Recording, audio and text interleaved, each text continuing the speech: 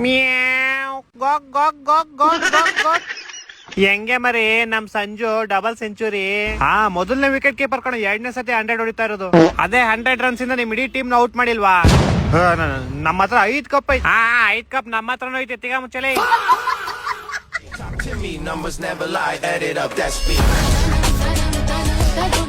Hello, ಹೆಂಗೆ ಮರಿ ನಿನ್ನೆ 100 ರನ್ನಿಂದ ಅವ್ರನ್ನ ಸೋಲ್ಸಿದ್ದು? ನಿಮ್ಮವ್ರಿಗಂತೂ ಫುಲ್ ಉರಿತಿರುತ್ತಲ್ಲ, ಬರ್ನರ್ಗಿಲ್ಲ ಕಳಿಸ್ಲಾ?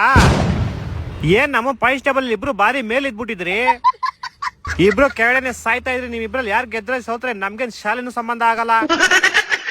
ಇವ್ರು ಮರ್ತ್ಬಿಟ್ಟವ್ರೆ ಮೊನ್ನೆ 5 ಟೇಬಲ್ ಇವ್ರು ನಮ್ ಜೊತೆನೆ ಇದ್ದಿದ್ದು ಅಂತ. ಅದೆಲ್ಲ ಬಿಡ. ಏನ ನಿಮ್ ಟೀಮ್ ಅಲ್ಲಿ ಜೇಕಬ್ ಬೆತಲ್ ನ ಬರೀ ಫೀಲ್ಡಿಂಗ್ ಮಾಡಿಸ್ತವ್ರೆ.